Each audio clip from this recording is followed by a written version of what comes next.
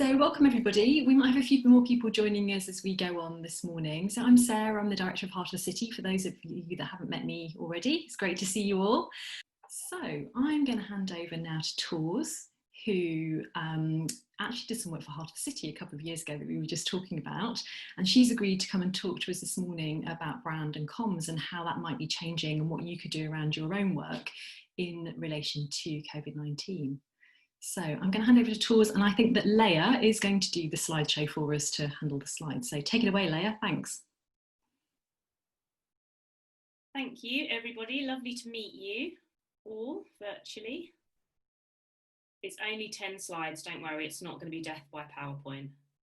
I'm going to move this little speaker dialogue so I can see my slides. So the session today then is all around marketing your brand in the wake of the dreaded coronavirus. I think we're all quite sick of hearing the C word now.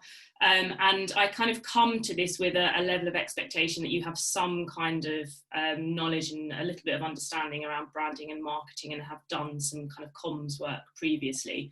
But if not, this will give you some of the, quite sort of, basic foundations for what to do next and to capitalise on some of the work that you've done previously. So next slide, please. So I just thought it's worth saying a little bit about me. So I'm Victoria, as Sarah said, everybody calls me Tors. It's a very bizarre spelling, so just, it sounds like, it rhymes with pause, is the easiest way to remember it. So I set up my own business called VP Comms about 3 years ago.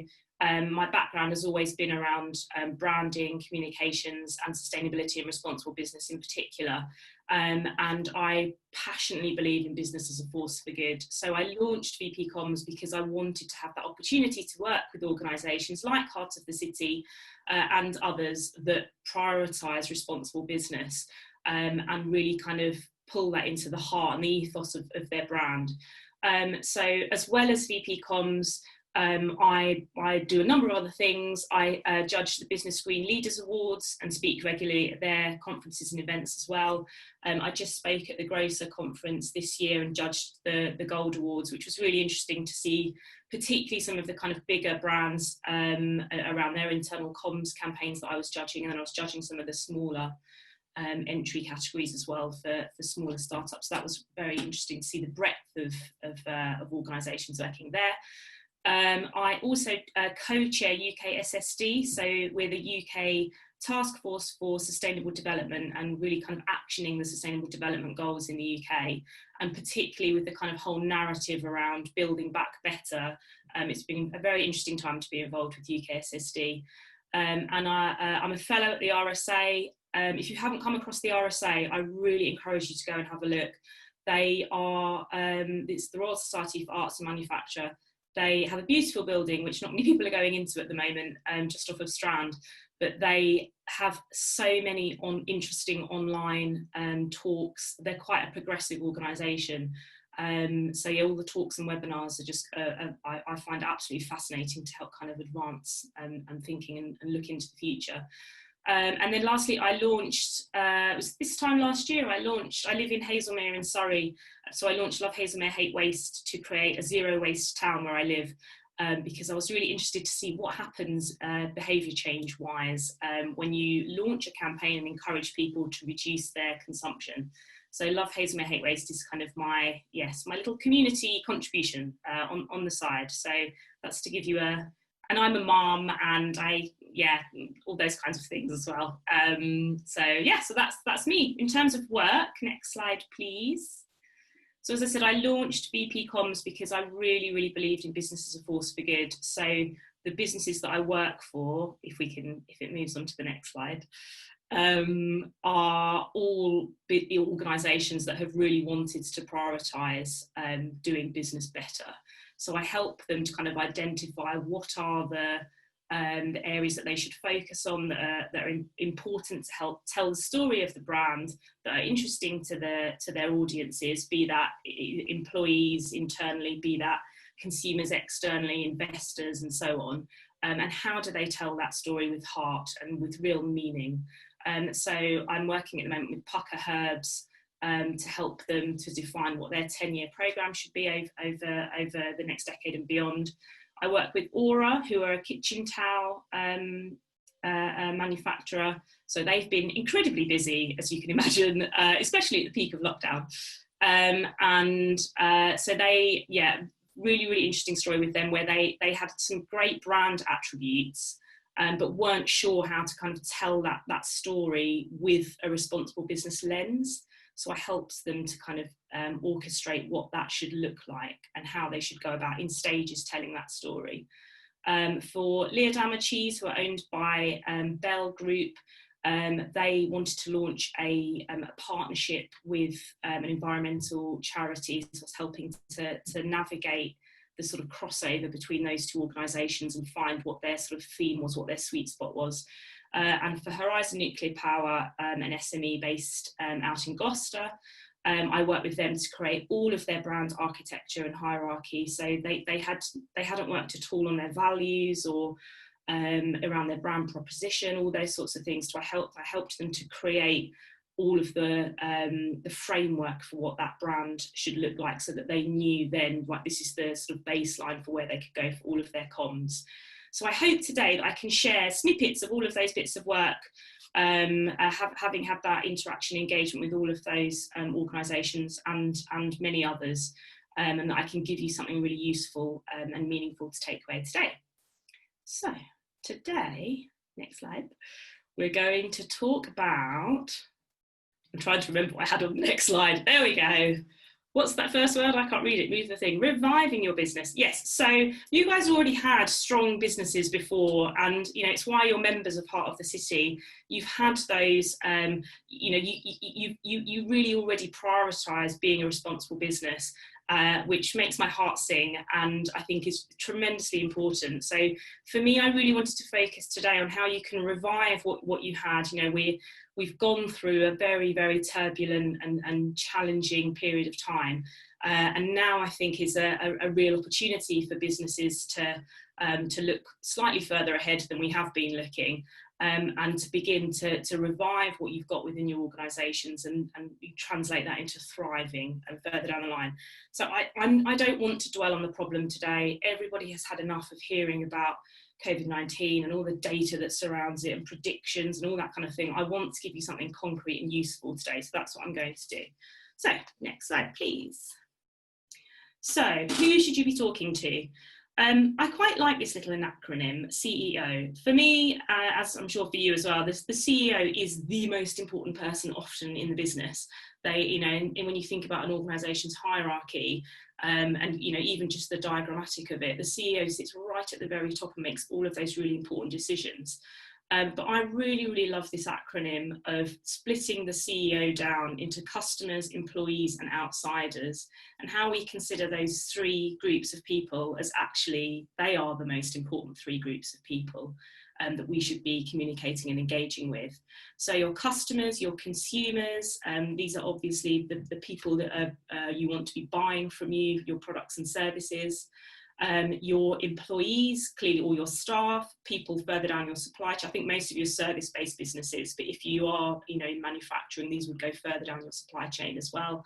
And then the outsiders, so the others. So these are your your other stakeholders. So, if you were communicating with Heart of the City as well, for instance, any sort of other trade unions, investors, external stakeholders. This kind of is a sort of a catch-all for everybody else. So the structure for the presentation now is I'll just take you through how I would advise you speaking to each of those separate groups independently. So next slide, please. So first of all, customers.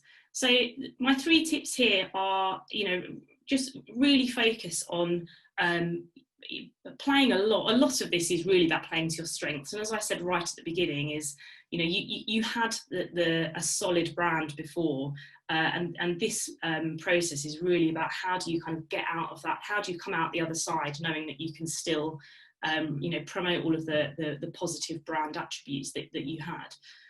So each of these points that I talked through will reinforce all of those. So firstly, play to your brand strengths. You know what you stood for before, you had a good handle on your brand. Why was it important to people? But when we think about the beginning of March, February time, why was your brand really important then? Revisit some of those attributes, capture them, and reiterate them to people. That those won't have disappeared. They are, why your brand was important is exactly the same then as it is now. So understanding that and really capitalising on that and telling that story. It sounds really straightforward and simple because it is. It's you've already done all of that hard work in exploring what your brand is and what you want it to stand for, what it represents, what your unique selling points are, your USPs. All of those assets and things you already have. So how can you kind of make sure that you're capitalising on those and playing to those strengths? Secondly, don't be generic. Be what people need you to be. So don't be don't say the same message that everybody else is saying. I mean, I've seen just thinking about television adverts, countless television adverts talking about the new normal here, or a new life has changed type messaging. And you can't tell one organisation apart from the other. People want you to be what they need you to be.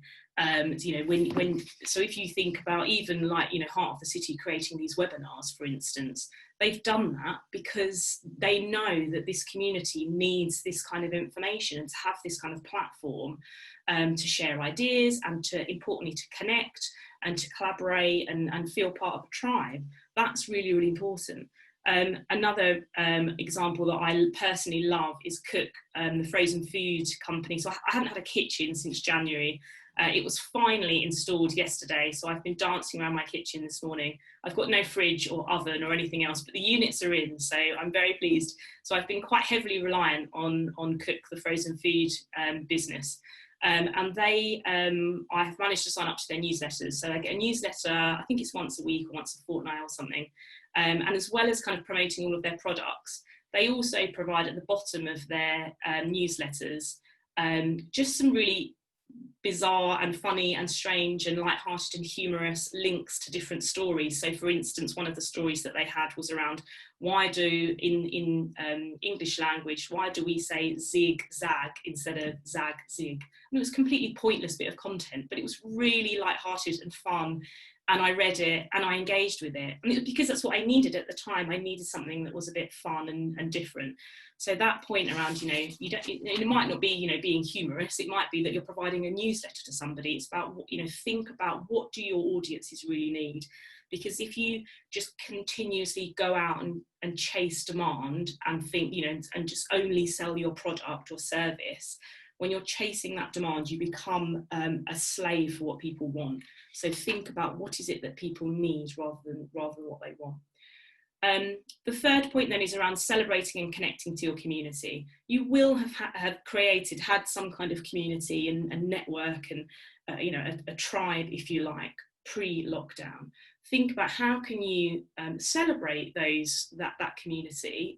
Again, I come back to having these webinars with Heart of the City.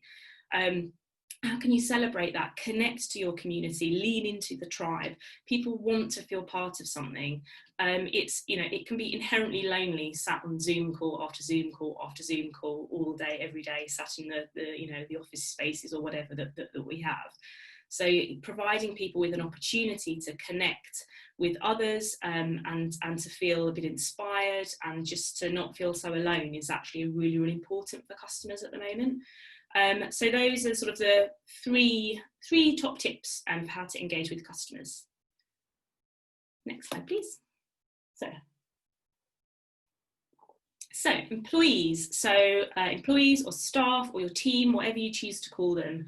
I think what the most important thing that I found with employees is having a level of transparency and being honest with people.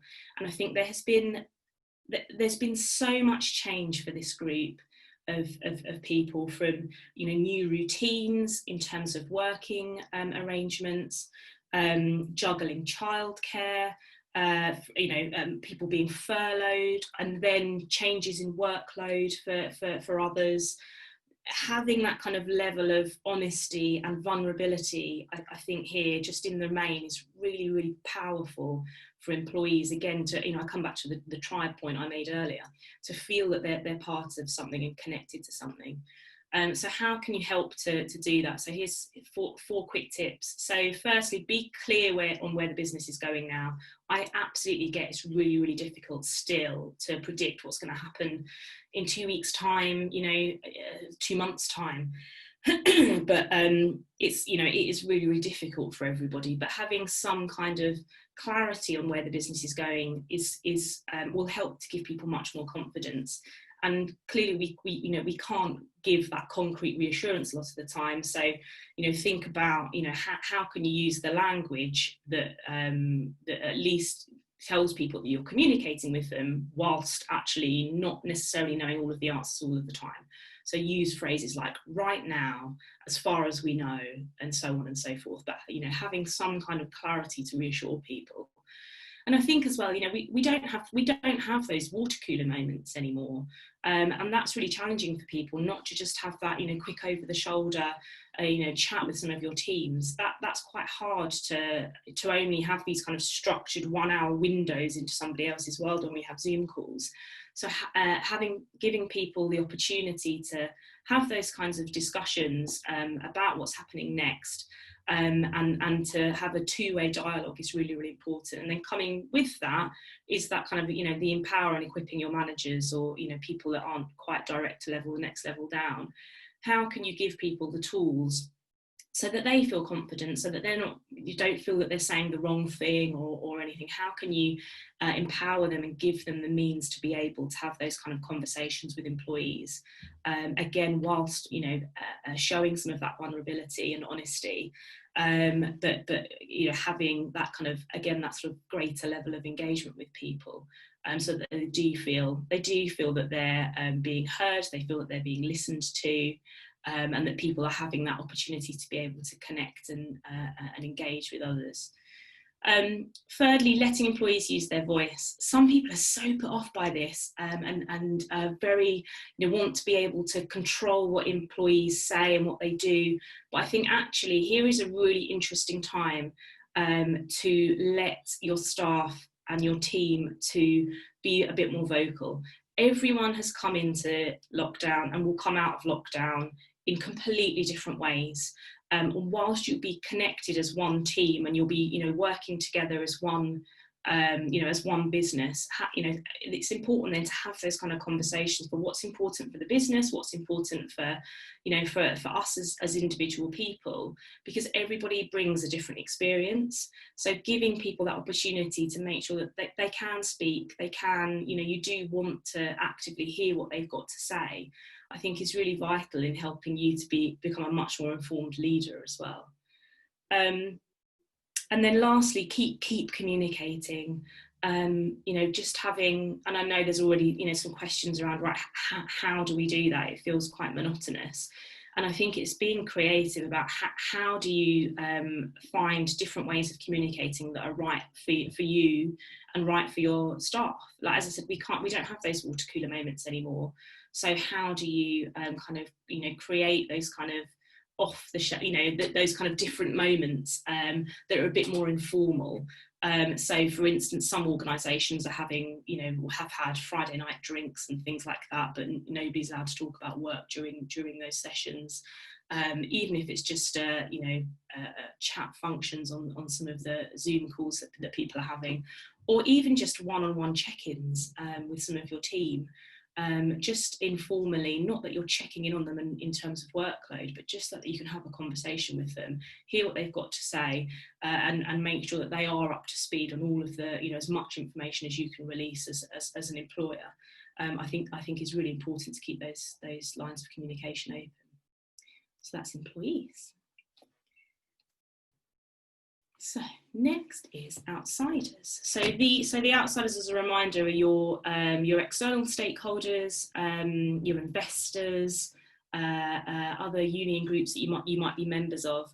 And I think as well, this is, these will differ depending on the people that you're speaking to, but in the main, don't get stuck in the now is probably my biggest point. Is, you know, I get that it's really, really difficult to forecast what's going to happen, but, you know, leaders always think about what's going to happen next, and, you know, having that ability to, you know, to plan what might happen and what some of those scenarios might be will start to give you a bit of a head start, and that's quite important to have that. But, you know, think carefully then about how much information that you can release and what's right for you to release.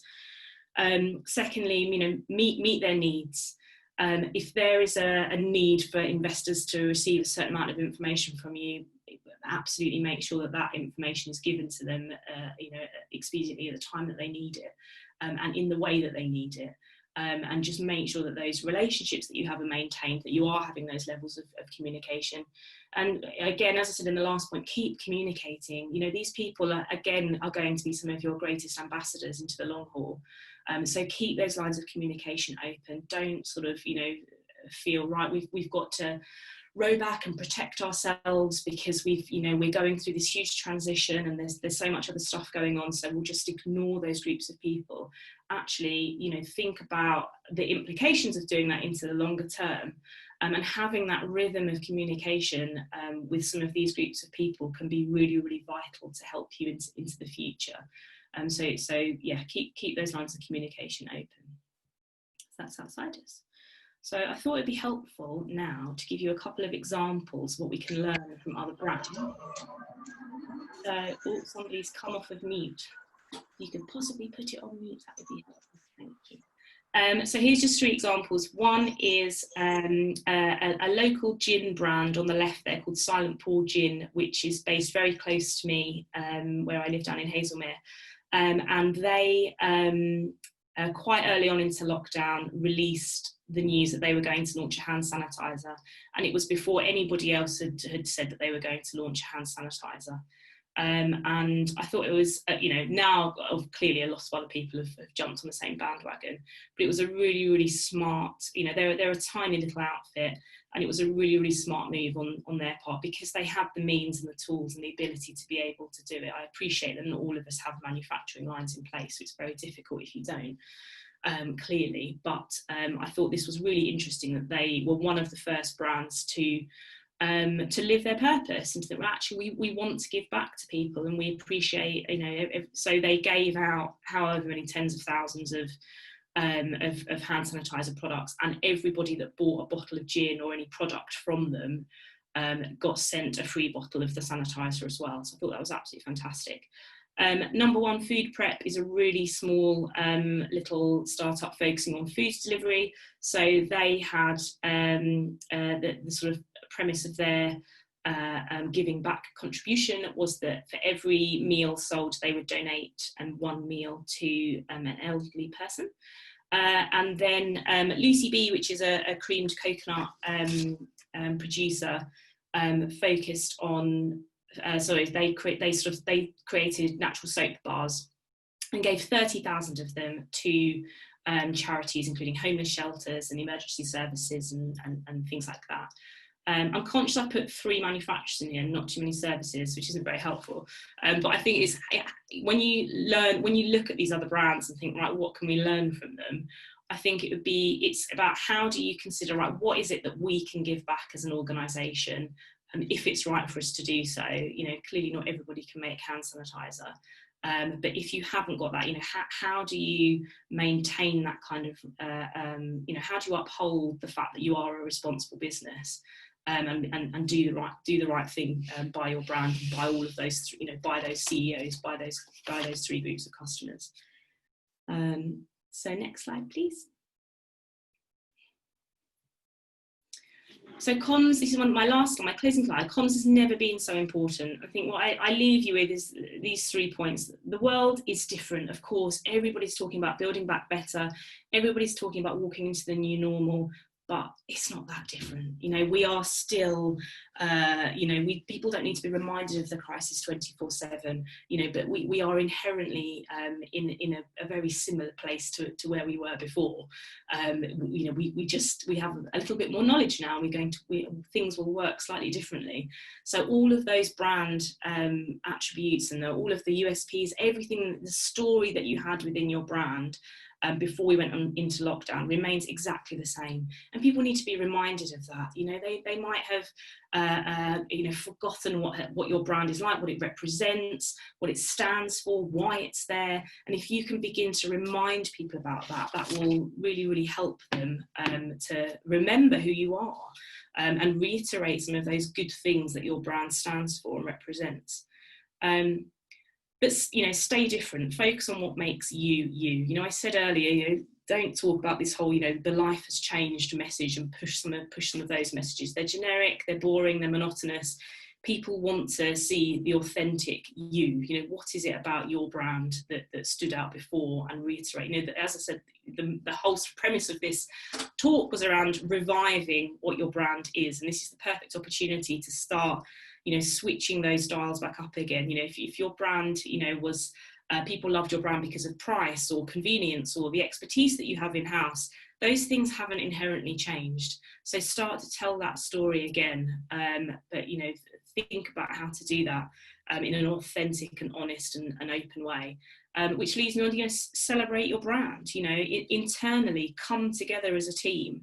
You know, remind yourselves, what is it that matters to you, both as a business and as the team themselves. You know, as I say, everybody has gone through this experience completely differently, and had, you know, different views and different things that they liked and that they didn't like. So how can you kind of celebrate some of those things? I think as well, talking to your fans, talking to the people that really respect and admire and trust and believe in your brand, not just your customers, but some people in those outsider group as well. You know, what is it that they love about you that you can continue to celebrate, and also what things would they like to see improved upon, and that you can use as part of your own insight, you know, to understand your brand better. But most importantly, do what feels right. If it doesn't feel right, don't do it. Don't push yourself into a space and think, oh, we should be doing this, we should be doing that. Do what feels inherently natural, you know, and instinctive to your brand. Last slide, please. But this is, you know, I think this is my closing quote. You know, running a small business is inherently about adapting. So if anybody can handle all of this change, you guys can. So that's it. I hope that was informative, and yes, I'm open to questions. A huge thank you, Tools, for sharing your slides with us and your expertise. We really appreciate your insights. Thank you so much.